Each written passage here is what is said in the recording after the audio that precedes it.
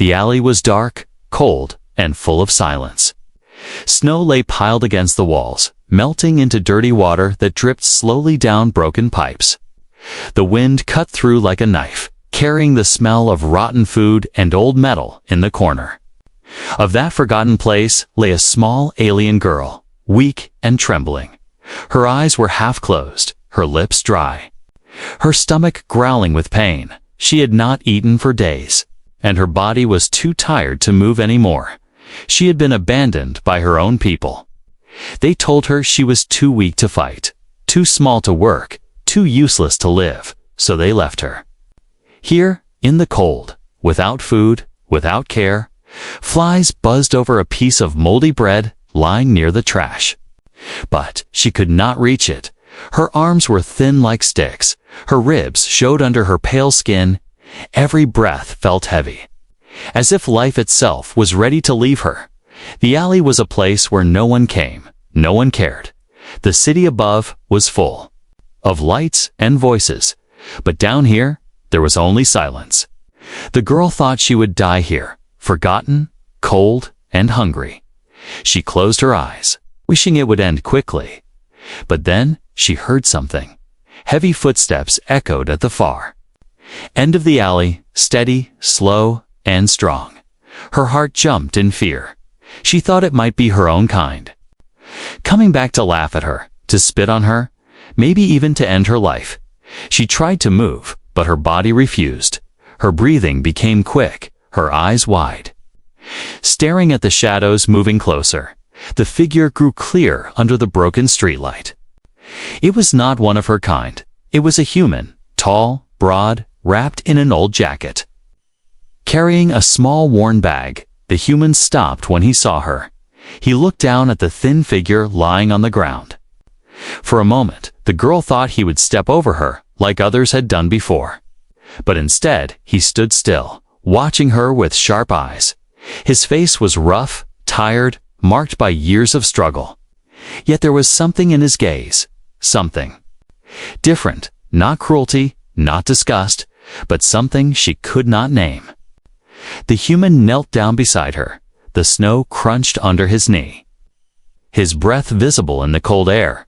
He opened his bag, slowly, carefully, as if deciding something important from inside. He pulled out a small packet of food, wrapped in thin paper. The smell hit her nose at once, strong and warm. Her body reacted before her mind, her hands twitching, her mouth watering.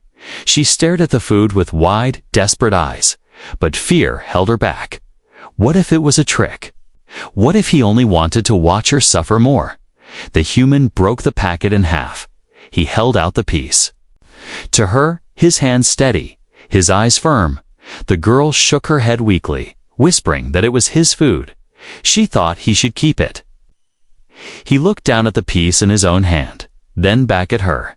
His lips pressed into a thin line, and he pushed the food closer. His voice was low, rough, but clear. Take it. Her trembling fingers reached out slowly. When she touched the food, it felt real. Warm, her hands shook as she brought it to her mouth. The first bite filled her with both pain and relief. Her body wanted to devour it, but her stomach was so empty that even chewing hurt.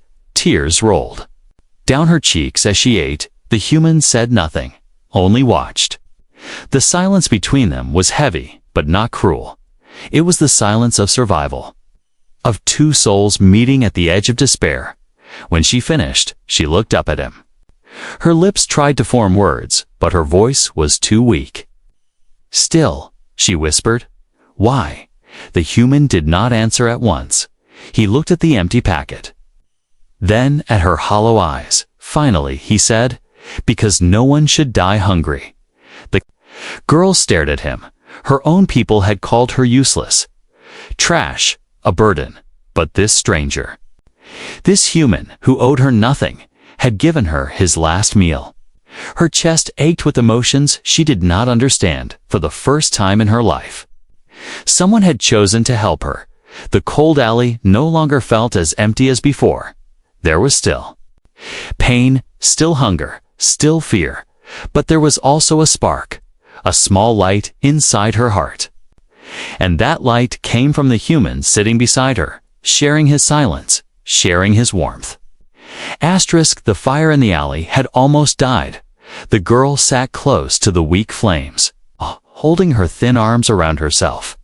The warmth was small, but to her, it felt like a gift from another world. Her stomach still ached, but at least the taste of food was fresh in her mouth. It was the first real food she had eaten in days, maybe weeks, and she had not found it on her own. It was given to her, shared by the human sitting silently across from her. The man leaned back against the wall, his eyes half closed, his breath heavy as if carrying the weight of many battles. His jacket was torn at the shoulder, his boots worn. From long walking, he did not look like someone rich. He looked like someone who also struggled, who also carried hunger inside. Yet he had shared his only food with her. The girl could not understand it. Why would he give away the one thing? Keeping him alive, she looked at his face, the scars on his jaw, the tired lines around his eyes. Humans, she had heard, were dangerous, proud, and selfish. That was what her people always said. But now she saw something different. Here was a man who had nothing, yet still chose to give. Her throat tightened as she whispered, "That was your last meal, wasn't it?" Her voice was thin, almost breaking in the cold air. The human opened his eyes slowly. He looked at her for a long time before nodding once. "Yes," he said quietly. The words made her chest hurt. She had taken food from someone who had nothing. Tears burned her eyes, but she forced them back. "Why?" she asked again. "Why would you do this?" The human sighed, looking up at the broken stars above the alley. His breath turned to white mist in the night. "Because I know hunger," he said at last. "I know what it means to wait for death with an empty stomach." His words were heavy, carrying memories she could not see, but she could feel the truth in them. The kind of truth that comes only from pain lived and survived for a long time. Neither of them spoke. The flames danced softly, shadows moving across the alley walls. The girl pulled the human's jacket tighter around her shoulders. It was too big, but it smelled of earth, smoke, and survival. A strange comfort she had. Never known before, she remembered the way her own people had looked at her. Cold eyes, sharp words, cruel laughter. They had said she would never survive, that leaving her behind was mercy. But now, sitting by this fire, alive because of a human's kindness. She wondered if they had been wrong all along. Her body was still weak, but her mind began to wake. She studied the human carefully. His hands were scarred, calloused, strong. His clothes patched in many places. His bag nearly empty. He was not a soldier, not a leader, not a man of power. He was just another survivor. Yet his strength was greater than any she had known. Because strength was not only in muscle or weapons. Sometimes it was in giving away the little you had. The girl lowered her head, her voice trembling. "You should have kept it," she said. "You should have eaten, not me." The human shook his head. "If I had kept it, one life would still end here tonight," he answered. "But if I gave it to you, maybe one life will continue." His words struck her like a blade, not cruel, but sharp with meaning. She had thought herself worthless, a life not worth saving, but he spoke as if her life mattered, as if it was something worth protecting. Her eyes filled with tears again. She pressed her hands against her face, hiding her weakness, but her body shook with quiet sobs. The human said nothing, only let her cry. Sometimes silence was the greatest kindness of all, when the tears ended. She wiped her face with shaking hands. Her voice was still small, but a little stronger. "What is your name?" she asked. The human looked at her for a moment before answering. "Daniel," he said, simple and steady. The name felt heavy, strong, and human. She whispered it softly, as if testing its sound. "Daniel," he gave a small nod, then asked, "And yours?" Her lips trembled before she spoke Lyra. She said, "My name is Lyra." The sound of her name felt strange in her mouth. It had been so long since anyone had cared to ask. Daniel repeated it once, quietly, "Lyra," and somehow the name felt safe in his voice. The night grew colder. The fire burned low. Almost gone, Daniel sat still, watching the alley entrance with sharp eyes. Protecting her without words, Lyra leaned back against the wall, clutching the jacket closer. Her body was weak, but her heart was heavy with something new. Not just fear, not just hunger, but hope. Hope born from the last meal of a human who had chosen to share. The night grew longer. The small fire finally turned into gray ash. Only the faint glow of the city lights above gave a weak shine to the alley. Lyra sat with her back against the wall, her thin hands shaking as she held Daniel's jacket close. Her body was warmer now, her stomach no longer screaming with hunger. But her heart felt heavy with memories that refused to stay silent. Daniel sat beside her, quiet, his eyes scanning the shadows. He had the look of a man who never truly rested. Even when his body was still, his mind was awake. Lyra watched him from the corner of her eye. His face was serious, rough from years of struggle, yet there was a strange calm around him, a stillness that felt safe. She wanted to speak, to let out the storm inside her, but her voice was weak, broken like her body. At last, she whispered, "Daniel." Her voice was so soft that it almost vanished in the cold air. He turned his head slightly, his sharp eyes meeting hers. She swallowed hard, her throat dry, but she forced the words out. "Do you want to know why they left me?" Daniel did not answer right away. He only gave a slow nod, his gaze steady. It was not the nod of someone curious. It was the nod of someone ready to listen. Lyra took a trembling breath. Her fingers dug into the jacket as if holding on to strength. "They said I was too small," she whispered. "They said I was weak. No good for work, no good for fighting." Her words came out in broken pieces, each one sharp and painful. "They said I was a burden.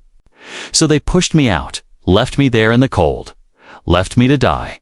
Her eyes burned with tears, but she forced them back. She did not want to look weaker than she already was. Still, her voice cracked as she continued. "I begged them to let me stay, even if I only carried water, even if I only cleaned the floor." Her breath hitched, her chest tight. But they laughed. They laughed and said the world was better without me. Silence filled the alley, heavy and cruel. Daniel did not look away. His face was hard, but his eyes were full of something else. Not pity, not disgust, but understanding.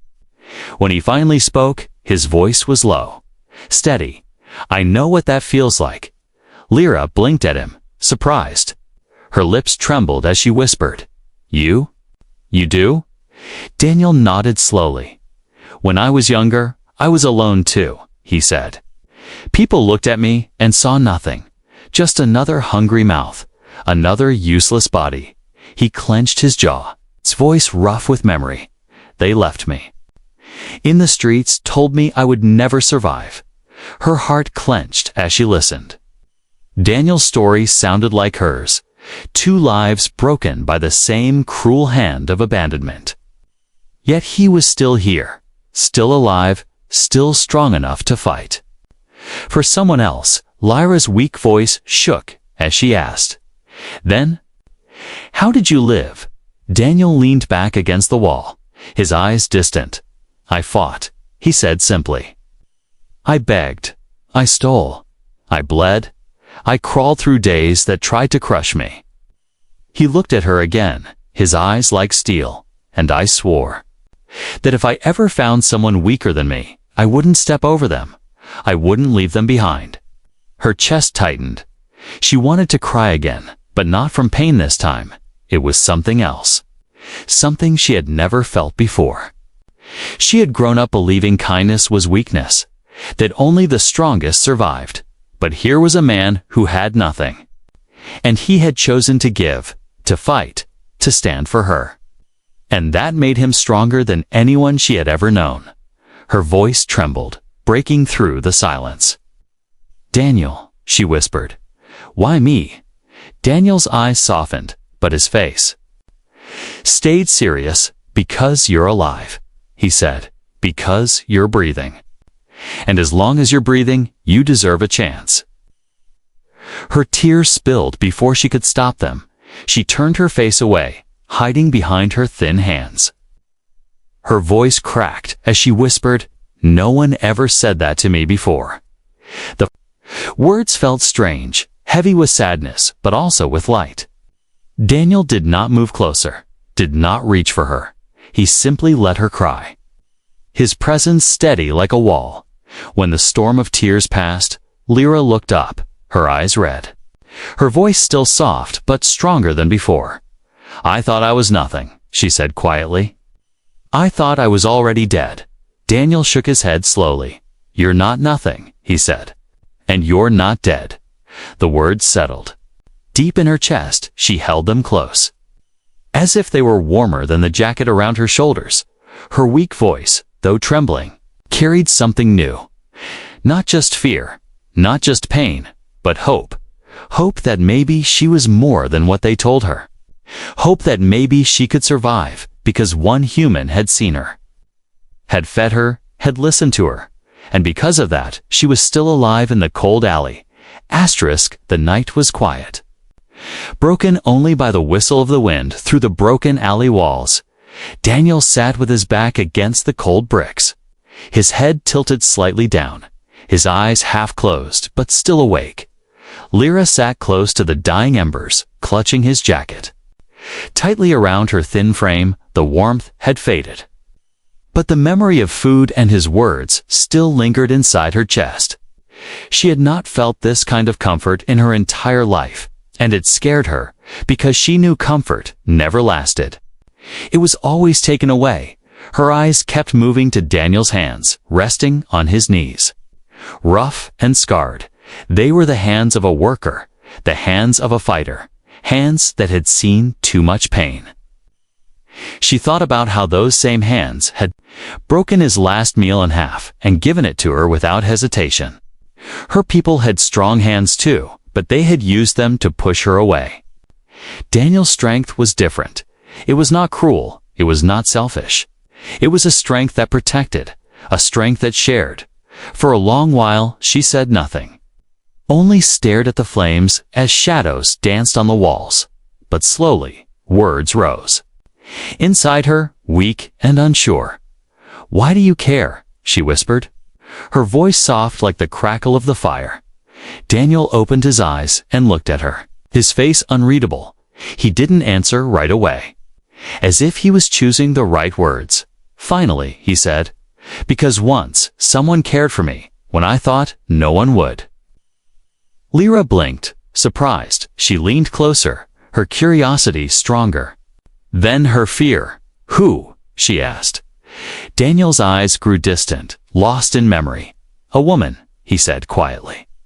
"She had nothing, but she gave me bread, just like I gave you." His jaw tightened, his voice dropping low. "She didn't survive the winter, but I did, because of her." The words sank deep into Lyra's chest. She thought of the woman, faceless in her mind, who had given food to a starving boy. That one act had kept Daniel alive, and now Daniel had done the same for her. It was a chain, a line of kindness passed from one soul to another, and for the first time, Lyra wondered if she could one day pass it on too. The fire cracked softly. Daniel leaned back, watching her with quiet eyes. "You remind me of me," he said at last, "alone, hungry, abandoned." Lyra's lips trembled. "But you survived. I can't be like you." Daniel shook his head slowly. "You don't need to be me. You just need to keep living." His words filled her with both fear and hope. She had lived so long thinking she had no place, no worth. But Daniel spoke as if her life mattered more than she could understand. It made her chest ache, but also made her heart beat faster. A strange warmth spread inside her. A connection she could not explain. She had only just met this human. Yet he felt closer than anyone she had ever known. The silence between them grew softer. No longer heavy with pain, but filled with unspoken trust. Daniel reached into his bag. Pulling out a small metal flask, he took a sip, then handed it to her. "Water," he said simply. Her hands shook as she accepted it. The cool liquid touching her lips like pure gold. She drank slowly, carefully, before handing it back, whispering, "Thank you." Daniel gave a small nod. His eyes on her. "You'll need strength," he said. "Tomorrow we move." Lyra looked at him in shock. "Move," she whispered. Daniel nodded again. "You can't. Stay here. Not in this alley, not in this cold. If you stay, you die." Her stomach twisted with fear. The alley had been her prison, but also her only shelter. To leave, it felt impossible. But the thought of staying, waiting for death, was worse. Her weak voice trembled. "Where will we go?" Daniel looked away, his face hardening. "Anywhere better than here," he said. "Maybe outside the city, maybe to the old fields, maybe to a place where you can start again." The words sounded impossible to her ears. A new place, a new beginning. It was something she had never dared dream of. But when Daniel said it, it felt real. She stared at him, her heart pounding with fear and hope. The connection between them grew stronger with every word. It was more than just food, more than just kindness. It was trust, fragile but real. Born in the cold alley, she lowered her head, whispering, "If you go, I'll follow." Daniel studied her for a long moment, then gave a slow nod. "Then you live," he said firmly. His words were not just a promise, they were an anchor. And in that moment, Lyra felt something she had never felt before. She was not alone, not anymore. And that strange connection, born from hunger and survival, was enough to carry her into tomorrow. The first light of morning was still hidden. The alley was gray and silent. The cold air sharp enough to sting the skin. Daniel stood up slowly, stretching his stiff arms, his eyes scanning the shadows one last time. Beside him, Lyra tried to rise, her legs trembling, her body weak, but not as empty as before. She held his jacket tightly around herself, her eyes wide with both fear and hope. Daniel reached out and steadied her, his strong hand firm on her shoulder. "Stay close," he said quietly. And she nodded. They stepped out of the alley together. The streets were narrow, full of broken stone and scraps of metal. The higher levels of the city shone above them like another world. Here in the lower levels, life was cheap and cruel. Every corner held eyes that watched. Every shadow whispered danger. Lyra kept her gaze low, her heart pounding. She had always been prey here, small and unwanted. But now she walked beside a human who moved like a wolf among sheep. For a short while, no one stopped them. The sound of their footsteps echoed between the walls. Lyra thought maybe, just maybe, Akoa cashes quietly. But then, cruel laughter broke the silence. She froze, her blood turning cold. From the mouth of another alley, a group of her own kind stepped out, tall, sneering, their eyes filled with mockery. They had seen her, and they remembered her. "Well, look who's still breathing," one of them said with a smirk. Another laughed, pointing at her thin body. "Didn't we throw you out already? Thought you'd be bones by now." Lyra's heart pounded. She stepped back. Trembling, she whispered, "Daniel," her voice shaking. He stepped forward, his shoulders square, placing himself between her and them. His face was hard, his eyes cold. He said nothing. But his silence carried a warning. The aliens circled slowly, their laughter sharp in the air. "You've found yourself a pet, human." One sneered, sharing food with trash. "Don't you know she's worthless? Daniel's jaw tightened, his fists clenching. "She's not trash," he said quietly, his voice like stone. His words made them pause for a moment, then burst into louder laughter. "Look at this fool, protecting something that should already be dead." Lyra's hands shook as she clutched the jacket tighter. Her own kind had abandoned her, and now they wanted to take even this small hope from her. Daniel took a step forward, his body tense. "If you want her, you go through me," he said. The laughter stopped, replaced by sneers and cruel grins. "You're one man," one of them said. "You can't stop all of us." The first alien lunged forward, reaching to shove Daniel aside. But Daniel's fist struck like lightning, sharp and fast. The alien stumbled back, clutching his jaw, his eyes wide with shock. For a moment, silence filled the air, broken only by heavy breathing. Then the others growled, anger flashing in their eyes. They rushed at him together. Daniel moved with raw strength. No weapons, only fists and will. He ducked one strike, drove his elbow into another's ribs. His boots slammed into the ground, kicking up dust as he pushed them back. But there were too many, too fast. Lyra cried out as one of them grabbed her arm, pulling her away. She screamed, her voice breaking. "Daniel," in a heartbeat. Daniel spun, his hand grabbing the attacker's wrist. With a brutal twist, he forced the alien to release her.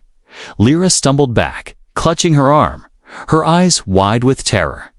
Daniel shoved the alien aside and barked, "Run!" But she froze, her legs refusing to move.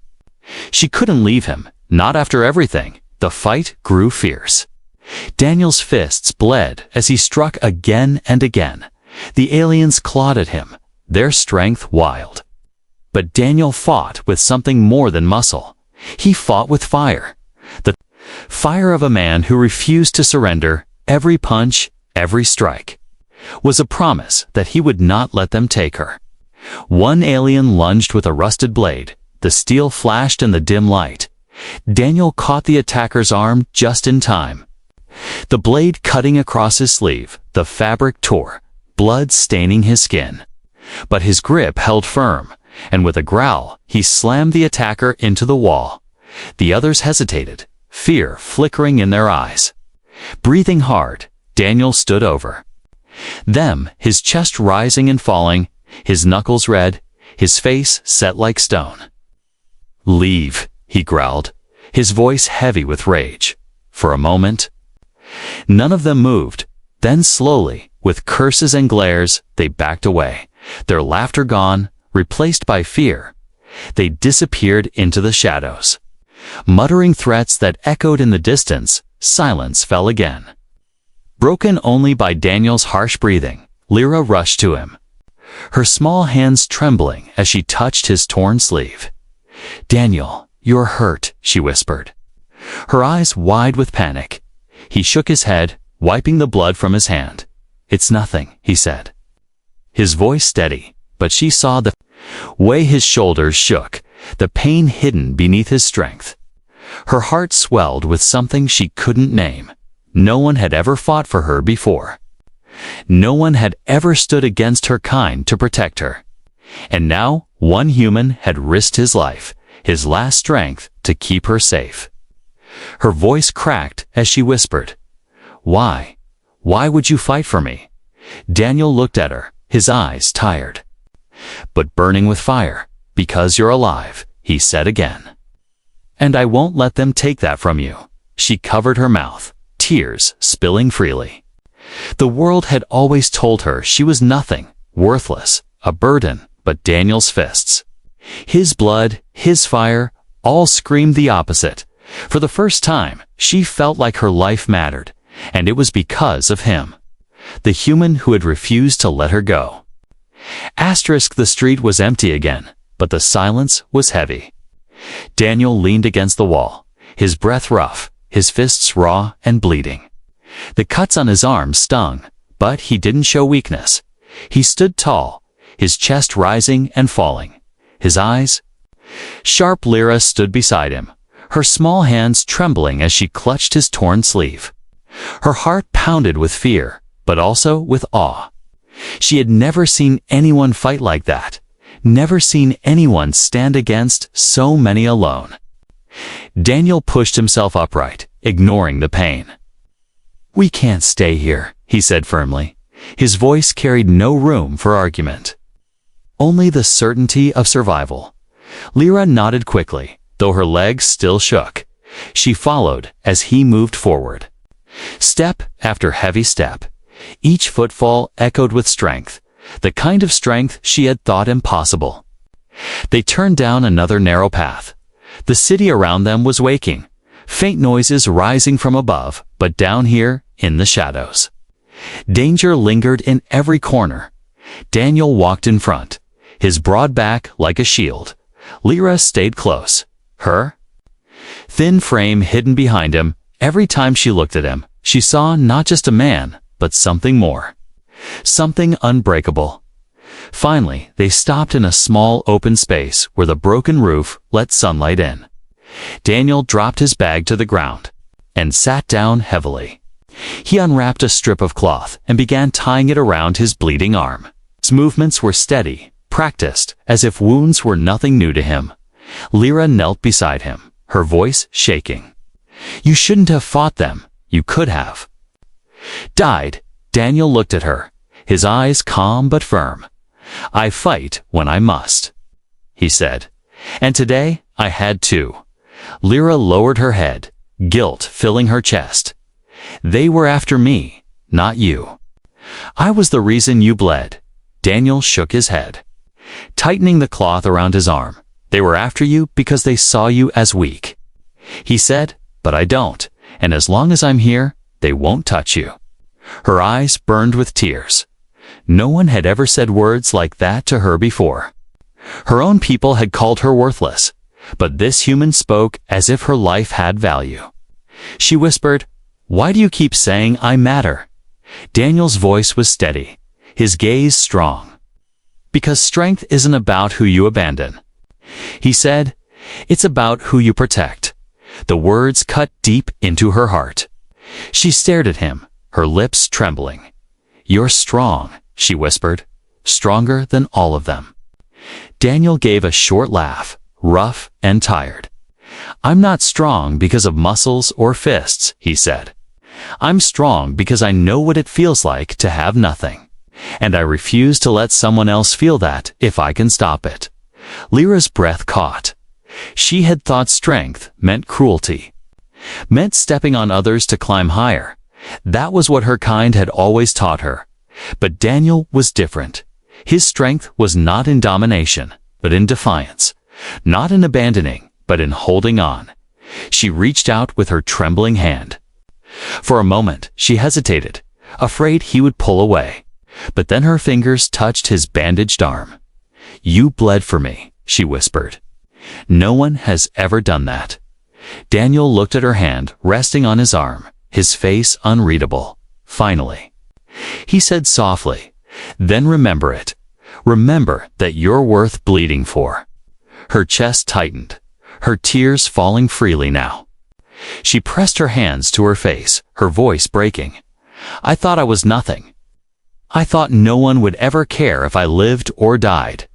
Daniel leaned forward, his voice low but firm. "They were wrong," he said. "They left you because they were weak, not you."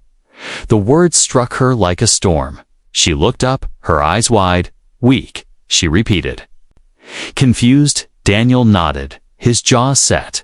"Yes, weak," he said. "Because it's easier to abandon someone than to fight for them. It takes real strength to protect." Lyra's lips trembled, her heart racing. She stared at him. This human who stood bleeding and bruised, but unbroken, and she realized he was right. Her people had left her, not because she was worthless, but because they lacked the strength to see her worth. But Daniel had seen it, even when she couldn't. The sunlight shifted, falling across his scarred face to her eyes. He looked like a warrior carved from stone, A man who had walked through pain and still stood tall. And in that moment, she felt something stronger than fear. Stronger than hunger. It was hope, fragile but real. Born from his strength, his fight, his refusal to let her go. She whispered his name. Daniel. He looked at her, his eyes softer now. Yes, he said. She swallowed hard, her weak voice trembling but sure. As long as you walk, I'll walk with you. A faint smile touched his lips. Rare and fleeting. Then we keep moving, he said. And with those words, the human rose once more. His body tired, his wounds fresh, but his spirit unbroken. Lyra stood beside him, smaller, weaker, but no longer alone, together. They stepped forward into the broken city, one man's strength carrying not only himself, but the fragile hope of another. Life. And for the first time, Lyra felt that maybe she too could be strong, because she had seen the truth with her own eyes. The strength of a human was not in fists alone. It was in the heart that refused to abandon. The morning light finally touched the broken streets. Shadows pulled back as the weak sun rose, its rays falling across the ruined walls and cracked stones. Daniel walked with steady steps, his shoulders square. His breath rough but determined beside him. Lyra followed, her thin legs trembling but her heart beating with new strength. She clutched his jacket tighter, feeling the weight of warmth it carried. Every step away from the alley felt like a step away from death. The city around them was still dangerous, full of watching eyes and cruel whispers. But Daniel's presence was like a wall of stone. Keeping the danger at bay, Lyra's gaze kept drifting to him, to the way he carried himself even when tired. And bleeding, he moved like a man who had already faced death and chosen to live. And for the first time in her life, she felt safe enough to believe in tomorrow. They crossed through narrow streets until the buildings grew thinner. Finally, the noise of the city faded, replaced by the quiet rustle of wind against broken fields. The world outside stretched wide, open, and free. Though scarred by years of war and hunger, Lyra stopped for a moment, staring at the horizon with wide eyes. She had never seen the world this way before. So big, so endless. Daniel paused beside her, his eyes scanning the distance. This is where we start, he said quietly. Lyra turned to him, her lips trembling. Start what? She asked. Daniel looked at her, his eyes hard but not unkind. Start living, he answered. Not just surviving, living. The words struck deep into her chest. She had never thought such a thing was possible for her, but he spoke as if it was already real. They found shelter beneath a half-broken structure. Daniel cleared the space with rough hands, moving stones and scraps aside. He worked silently, every action steady, controlled. Lyra watched him, her voice small. Why do you keep helping? Me? She asked. Daniel stopped, glancing at her. Because someone once helped me, he said. And because now it's my turn to help you? Her throat tightened as she whispered. But what if I fail you? What if I slow you down? Daniel shook his head firmly. Then I'll carry you, he said simply. His words brought tears to her eyes. No one had ever promised to stay by her side before. Her own people had left her, but this human spoke as if he would never let her fall. They built a small fire together, Lyra's hands still weak, but Daniel guided her. Showing her how to strike the stones, the flame came to life. Glowing against the broken walls, she stared at it. The warmth touching her face, it reminded her of the alley, of the moment she thought she would die, and of the moment Daniel had given her his last meal. Tears welled in her eyes again, but this time they were not only from pain. They were from hope. As night fell, the fire crackled softly. Daniel sat across from her, his eyes reflecting the flames. Lyra whispered, Daniel? Her voice trembling but steady. Yes, he answered. She swallowed hard before speaking. Thank you for seeing me, for saving me, for not leaving me." Her lips trembled. "I don't know why, but I feel alive again, because of you." Daniel leaned back, his gaze firm. "You're alive because you fought to be," he said. "I gave you food, yes? But you chose to take it. You chose to live." His words made her chest ache, because he was right. She had taken that food. She had swallowed it. She had held on, even when she thought death had already won. She had chosen to breathe again. The night grew colder, but she did not feel as alone. The silence between them was no longer heavy. It was warm. A bond had been forged in hunger, in blood, in fire, a bond that neither of them had expected, but both had needed. Lyra looked into the flames, her voice soft. "Do you think I can ever be strong like you?" Daniel shook his head slowly. "You don't need to be like me," he said. "You just need to be you, and that's enough." Her eyes filled with tears at his words, because for the first time in her life, she believed it when she lay down near the fire. She whispered one last thing. "Daniel, I'm not afraid anymore." The human looked at her, his expression unreadable, but his eyes softer than before. "Good," he said, his voice low but steady, "because tomorrow is waiting for you." The fire burned quietly through the night. In its glow sat two broken souls, no longer alone. The girl who had been abandoned and left to die, and the man who had nothing but chose to give everything. Together they had found a beginning, fragile but real. And in that beginning, there was life. There was hope, and a strength that would carry them into a tomorrow neither had dared dream of.